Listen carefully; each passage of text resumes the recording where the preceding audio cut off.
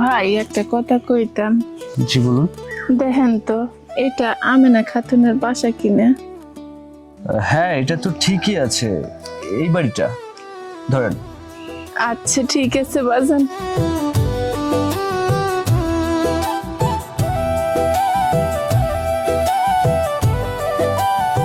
কত বড় বাড়িটা! এই বাড়িতে আমার মাইয়া থাকে। যাই দেখি ওইখানে আমার মাইয়া আছে।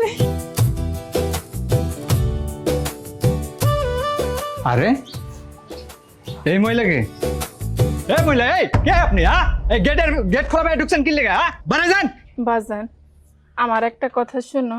দূর মহিলা, গেট থেকে বারণ, কোনো কথা শোনা যাবে না আপনার। দেখে তো মনে হইতেছে ভিখারি, বাইরে যান। বাজান, আমার কথাটা শুনো। আমি গ্রাম থেকে আইছি, অনেক দূর থেকে। আমার মাইয়ার ঠিকানা, আমার মাইয়া নাকি এ বাড়িতে থাকে, তাই একটু আমার মাইয়ার সাথে দেখা করতে দাও বাজান। আল্লাহ দোহাই লাগে বাজান, আমার বাইরে করে দিও না। এই মহিলা, এই কি বলেন? আপনার মেয়ের বাড়ি মানে? এতক্ষণ তো দেখেছিলাম ভিখারি, আর এখন তো দেখেছেন বর্তমান পাগল। এই পাগল মহিলা, বাইরেন বাইরেন, গেট থেকে বাইরেন। যান, যান।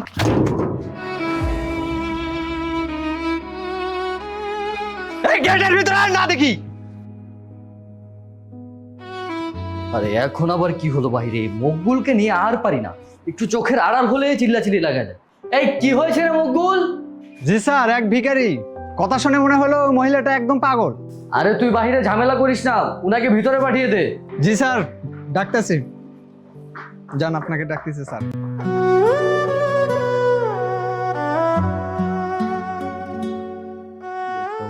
এই নাহিদ, দেখ তো কে আসছে, উনাকে কিছু দিয়ে বিদায় কর। আচ্ছা স্যার, ঠিক আছে, আমি দেখতাছি গেরাইছি। এখন আবার কেডা আইলো?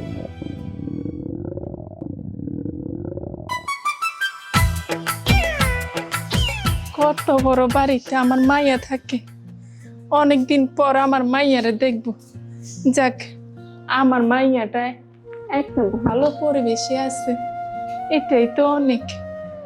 এখানে আমি বসি, অনেকদিন পর আমার মাইয়াটারে দেখবো। আমার মাইয়া কো? আমার মাইয়াটারে দেখতাছি না।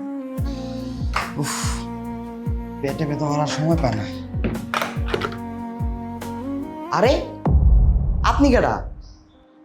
কোয়া নাই বলা নাই, আপনি সুপার উপর বসে আছেন। উঠেন। ইয়ে বাবা, আমি তো আমার মেয়ের কাছে আইছি। আমার মেয়ে নাকি এই ঠিকানায় থাকে, তাই আমার মেয়েটার একটু দেখতে আইছি বাবা। আমার মেয়েটার একটু ডাইকা দাও না। আরে আপনার মেয়ে এই বাড়িতে থাকে মানে? আপনার কোনো কথা আমি বুঝলাম না। আমি তো প্রথমে ভাবছি আপনি ভিখারি, এখন যদি আপনি একটা পাগল। না না বাবা, আমি ভিখারিও না, পাগলও না। আমি তো আমার মাইয়ের সাথে দেখা করতে আইছি বাবা। আমার মাইয়াটার একটু ডাইকা দাও। দেখেন, আপনার কথা আমি কিছু বুঝতে পারতাছি না। আর স্যারে কইছে আপনার কিছু টেহা দেয়া এখান থেকে বিদায় করতে। আপনার আমি কিছু টেহা না দিতেছি, আপনি তাঁতির বাইরান। ঠিক আছে, আমি আপনার লেগে আনতেছি। খারাপ বাবা, আমি টাকা নেব না। সবাই আমার ভিখারি পাগল কইতেছে। মানুষে কত রকম কত কথা কইতেছে। যাই হোক, আমার মাইয়া তো আমার দেখলে চিনবে। আমি কিছুক্ষণ বহি। একটা কাজ দিয়েছে তাও করতে পারে না, বাড়িতে একটা ভিখারি আসছে তাও আমার দেখতে হবে। আরে কি হলো, এভাবে তাড়াহুড়া করছো কেন? ঠিক মতো চলাফেরা করো, না তো পড়ে যাবে সিঁড়ি থেকে।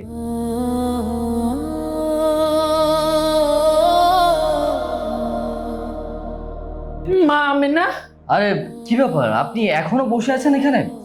আমি তো কাজের ছেলেকে বললাম যে আপনাকে কিছু দিয়ে বিদায় করে দিতে, কিন্তু ও দেয়নি আপনাকে সাহায্য। আর তুমিও না, মানে আমি যদি একটা জিনিস খেয়াল না করি সেই জিনিসটা আর হয় না। মানে একটা কাজও তো প্রপারলি করবা, তাই না? সবকিছু আমার বলে বলে দেওয়া লাগে। দেখো, আমি আর কত করব, তাছাড়া সবকিছু তো আমিই করি। আচ্ছা তুমি এখানে দাঁড়াও, আমি কাজের ছেলেকে পাঠাচ্ছি। আচ্ছা ঠিক আছে, তুমি কাজের ছেলেকে পাঠাও, আমার আবার লেট হয়ে যাচ্ছে, তাড়াতাড়ি করো।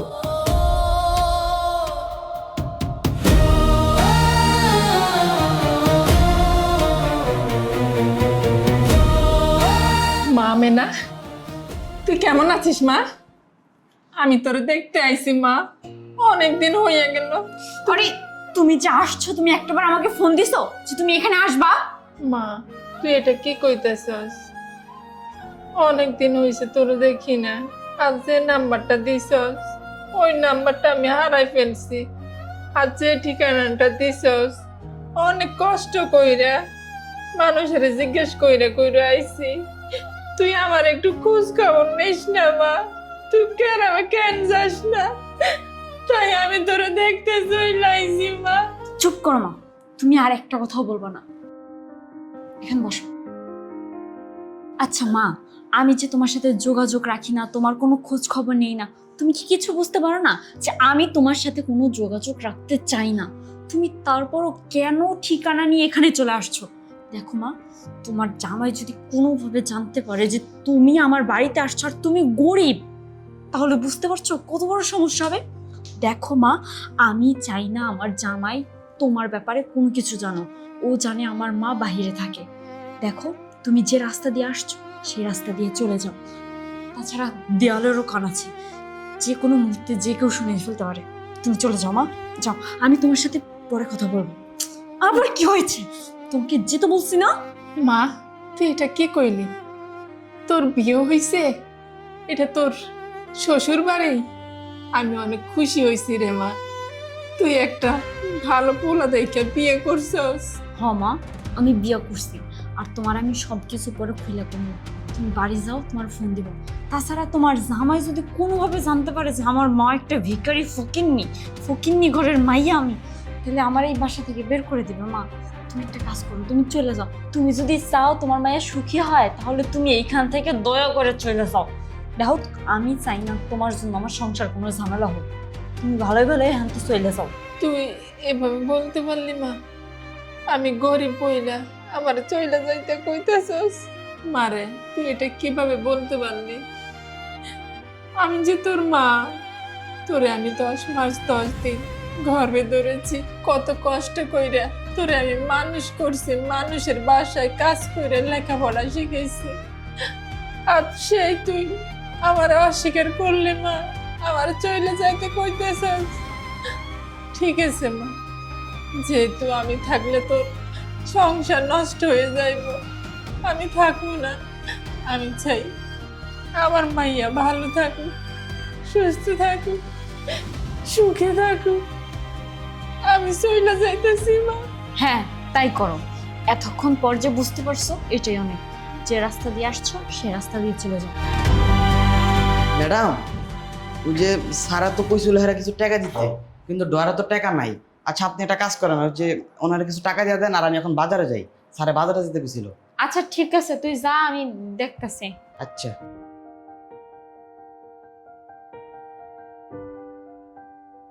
চোর বাচ্চা বেঁচে গেছে। কোনোভাবে যদি কাজের ছেলেটা জানতে পারতো, তাহলে অনেক বড় সমস্যা হতো। আচ্ছা মা, তুমি একটা কাজ করো, তুমি এই ফাঁকে চলে যাও, কেউ জানতে পারবে না। আর আমি তোমাকে টাকা পাঠিয়ে দেবো। যাও, তুমি যাও। তাড়াতাড়ি বের হও। যাও।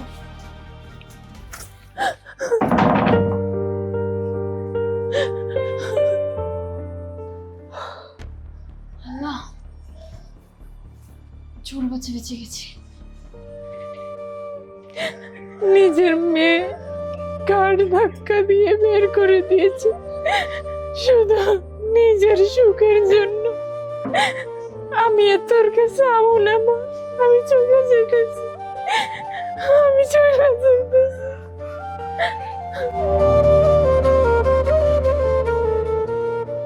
ম্যাডাম, আপনি দাঁড়ান, আপনি একটু আমার সাথে দিকে আসেন। কই যাবো বাজার? আসেন আসেন, এখানে বসেন। ম্যাডাম, আমার কথা শুনুন। আসলে আন্টি, প্রথমত আপনি আমাকে মাফ করে দিবেন। আমি না জেনে না বুঝে আপনার সাথে অনেক খারাপ ব্যবহার করছি, আর আমি আড়াল থেকে সব শুনেছি। আচ্ছা আন্টি, আপনি আমাকে একটা সত্যি কথা বলেন তো, যে এই ম্যাডামই কি আপনার মেয়ে? হরে বাজান, ও আমার একটা মাত্র মাইয়া। ছোটবেলায় ওর বাবা মারা গেছে, খাইয়া না খাইয়া ওর মানুষ করছি, মানুষের বাসায় কাজ করছি, কত কষ্ট কইরা ওরে আমি লেখাপড়া শিখাইছি। আর সেই নিজের সুখের জন্য আমার বাড়ি থেকে বাইর কইরা দিল, আমার পরিচয় দিল না রে বাজান। এখন আমি গ্রামে যাইতেছি বাজান। আসলে জানেন আন্টি, আমি না ম্যাডামরা অনেক ভালো মনে করতাম, কিন্তু সে যে এত খারাপ, এত জঘন্য আমি কখনো ভাবি নাই। তবে কি আন্টি, আমাদের স্যার না অনেক ভালো, অনেক সহজ সরল একজন মানুষ। আমি বলি কি আন্টি, আপনি না কোনো জায়গায় যায়েন না, আপনি এখানে থাকেন। আমি স্যারকে বলে আপনাকে এখানে রাখার ব্যবস্থা করব। আজকে আমি এ বাড়িতে কাজ করি প্রায় 3 বছর হয়ে গেছে। আমি শুনেছি ম্যাডামের মা নাকি বাইরে থাকে, কোন জায়গা জানি মনে নাই, কিন্তু আপনি যে সেই তিনি আমি কখনো বুঝতে পারি নাই।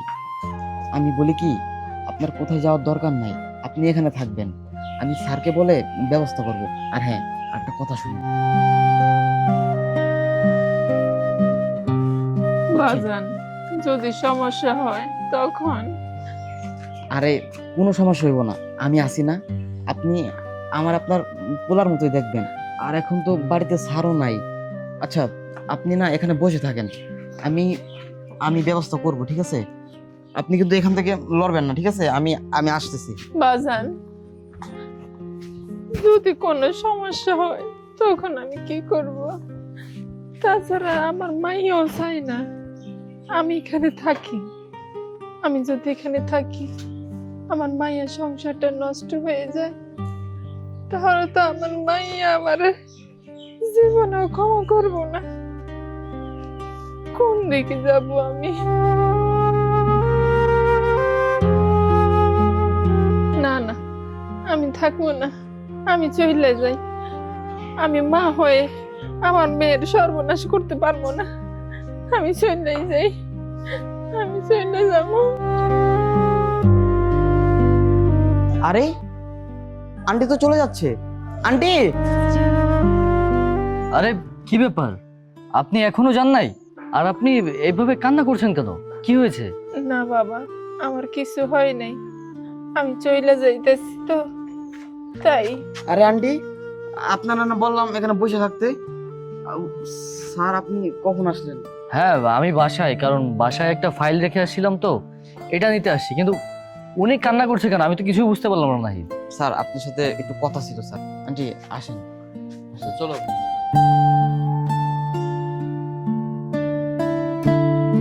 আয় দেখি কি কথা বলবি আবার তুই। বসেন।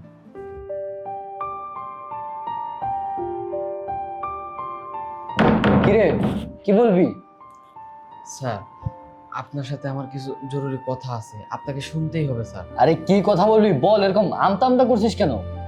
আচ্ছা স্যার, তাহলে শুনেন।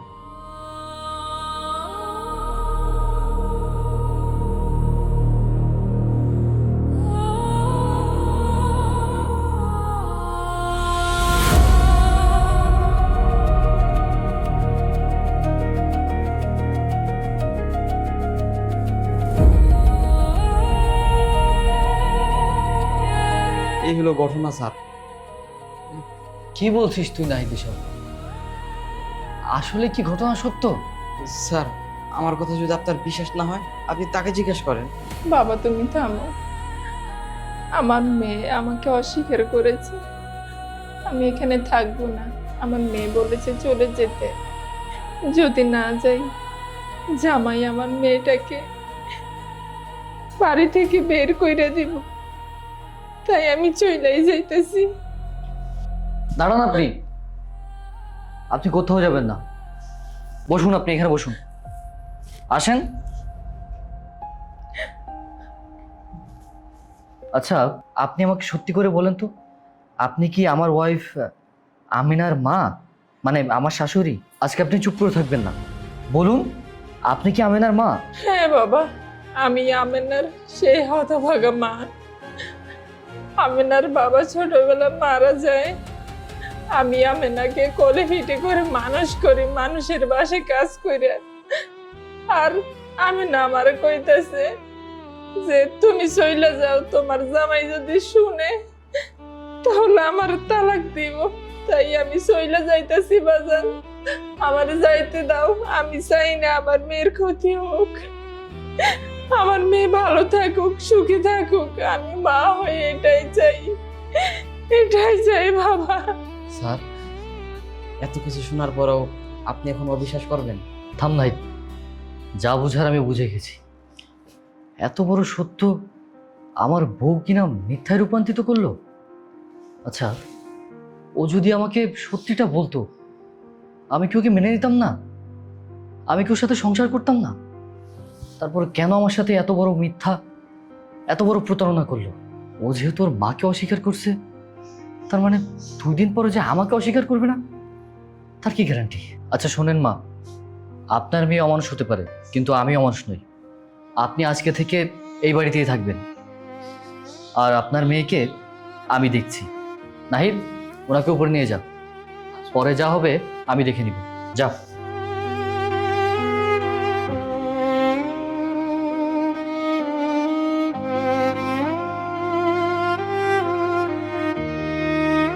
আরে কি ব্যাপার রাজু, কি হয়েছে তোমার? তুমি আজকে এত তাড়াতাড়ি অফিস থেকে চলে আসলে, তোমার কি শরীর ঠিক আছে? কি হয়েছে? না না, আমি ঠিক আছি, আমার কিছু হয়নি। আসলে একটা ফাইল বাসায় রেখে গেছিলাম তো, ওটাই নিতে আসছি। আর তাছাড়া আজকে আমার শরীরটা ভালো লাগছে না, আমি আর অফিসে যাব না। আচ্ছা শোনো না, ওই যে সকালবেলা একটা মহিলা ছিল না বাসায় ভিক্ষা নেওয়ার জন্য, তো আমি ভেবেছি কি যে নাহিদের তো বাসায় কাজকর্ম করতে একা একা কষ্ট হয়, তো নাহিদ বললো কি যে স্যার আমার তো বাসায় কাজ করতে কষ্ট হয়, একটা যদি মহিলা মানুষ হতো তাহলে বাসার রান্নাবাড়া কাজ এগুলো করে নিত উনি। তাই আমি ভেবেছি যে ওনাকে আমাদের বাসায় রেখে দিই, বাসার রান্নাবান্না এগুলো করলো, বাসা দেখাশোনা করলো, আর নাহিদ বাজার সদাই করলো, বাসা দেখাশোনা করলো, এই আর কি। ভালো করেছি না? আরে তুমি এসব কি বলছো? তাছাড়া ওনাকে তুমি কিভাবে রাখবে? আমি তো ওনাকে টাকা দিয়ে বের করে দিয়েছি। হ্যাঁ, ওই আমি যখন অফিস থেকে ফিরছিলাম তখন উনি বেরিয়ে যাচ্ছিল, তো দেখলাম যে উনি কাঁদতে কাঁদতে বেরিয়ে যাচ্ছে, তো আমি ওনাকে জিজ্ঞেস করলাম যে আপনি কাঁদছেন কেন? তো উনি বললো ওনার নাকি মেয়ে আছে এই শহরে, তো ওনার মেয়েকে নাকি খুঁজে পাচ্ছে না। তো আমি ভাবলাম নাহিদ আমাকে বললো যে একটা কাজের লোক দরকার, তো ওনাকে আমাদের বাসায় রেখে দিই, উনি ওনার মেয়েকে খুঁজে পেলে পরে ওনার মেয়ের কাছে চলে যাবে। কি বলো, ভালো করেছি না? আরে এই, হ্যাঁ হ্যাঁ, ভালো করছো।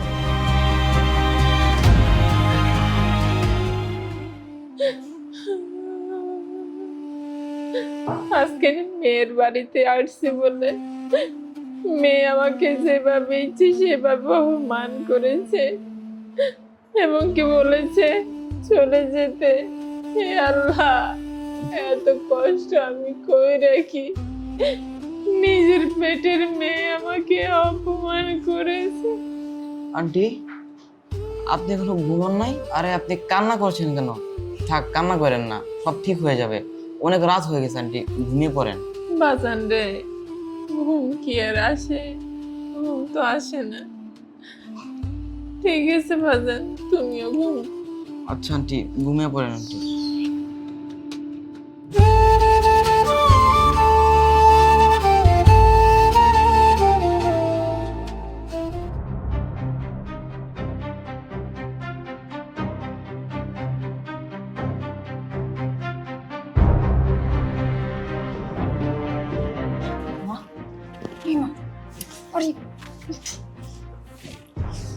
আমি কতবার কইছি যে তুমি এই বাসা থেকে চলে যাবা, তারপর তুমি নির্লজ্জের মতো আবার এখানে আসছো। তোমার আমি বলছি না তোমার জন্য কি আমি আমার সংসারটা ভাঙবো? হ্যাঁ মারে, আমি তো চলে যাইতে চাইছিলাম, আমারে তো এ নাহিদ আর জামাই বাবাজি নিয়ে আইছে।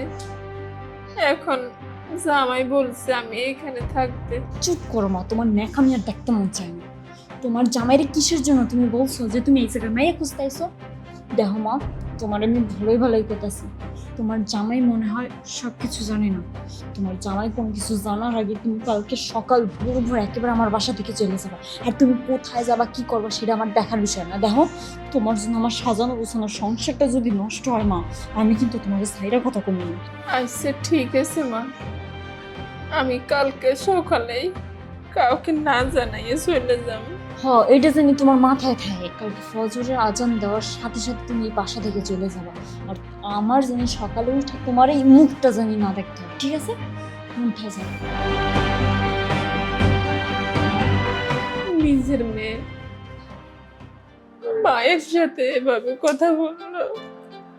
হে আল্লাহ, এমন সন্তান কাউকে দিও না যে সন্তান শুধু নিজের স্বার্থটাই খোঁজে।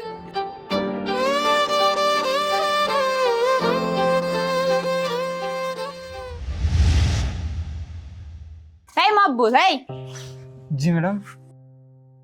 এই আমি তোকে এখানে চাকরি দিছি কিসের জন্য? ঘুমানোর জন্য? হ্যাঁ, যাই হোক, এদিকে আয়, তোর সাথে আমার কিছু কথা আছে। তোকে আমি যে জন্য রাখছি, ওই যে আমাদের বাসায় একটা মহিলা আসছে না, তোর সাহেব কাজের মহিলা হিসেবে রাখছে যে মহিলাটাকে, ওই মহিলাটাকে আমার একটু পছন্দ না। শোন, তোকে আমি কি বলবো, বুঝতে পারছিস আমি কি বলছি? আজকের ভিতরে কাজটা কমপ্লিট করতে হবে। আর তুই কোনো চিন্তা করিস না, তোর জন্য বকশিস আমি রেখে দিছি, ঠিক আছে? আচ্ছা যা, গেট পাহারা দে, আর ঘুমাবি না। আচ্ছা আচ্ছা। মা, মা তুই আমার নিস না মা, আমার জায়গা দে, মানে আমার মারিস না মা, মানে ধর, অনেক ধর।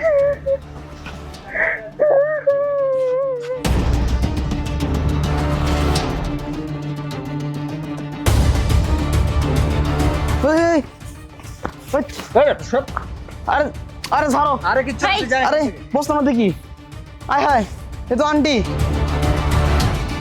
আন্টি, আন্টি বাইরান আন্টি। ম্যাডাম, এই। আপনি এটা কি করতেছেন? তোর কি তাতে? আমার যা ইচ্ছে তাই করব।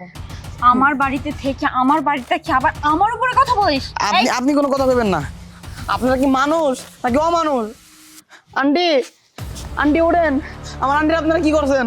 আন্টি, স্যার, ও স্যার, স্যার আপনি করে আরে এই কি ব্যাপার?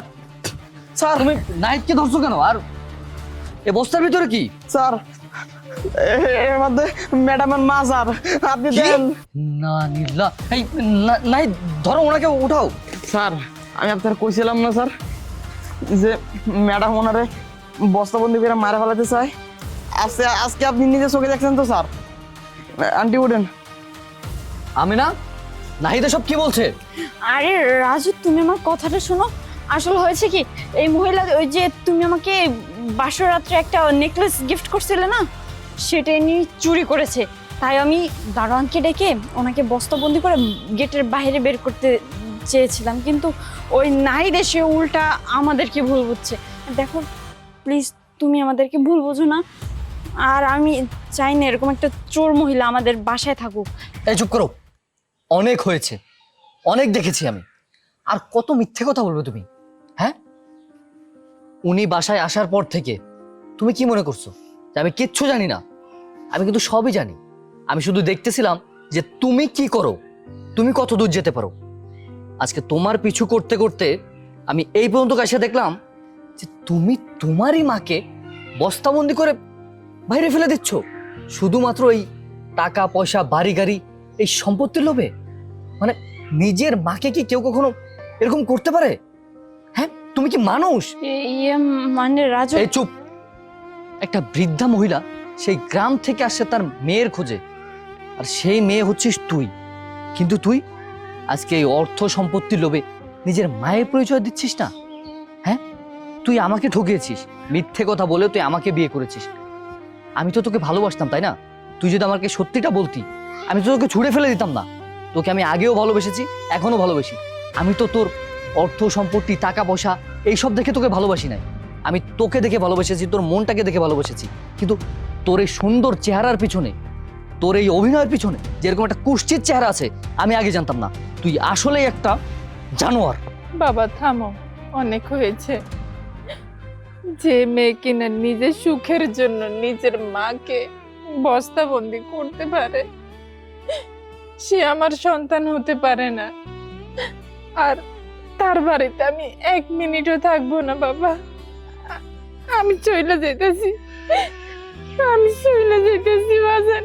দাঁড়ান, আপনি আপনি কোথাও যাবেন না। আপনি আজকে থেকে এই বাড়িতেই থাকবেন। যদি যেতে হয় তাহলে এই বাড়ি থেকে যাবে আপনার মেয়ে। একটা কথা বলি স্যার, জানেন তো আজকে এখানে আমি 3 বছর ধরে কাজ করি। আপনাদের এখানে খাই, আপনাদের এখানেই পড়ি। আমি বলি কি স্যার, ওনাকে নিয়ে যদি আপনাদের এত সমস্যা হয়, আমি ওনাকে নিয়ে যাই আমার সাথে।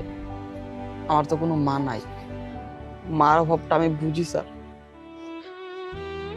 আন্টি, আপনি ওর সাথে যাবেন?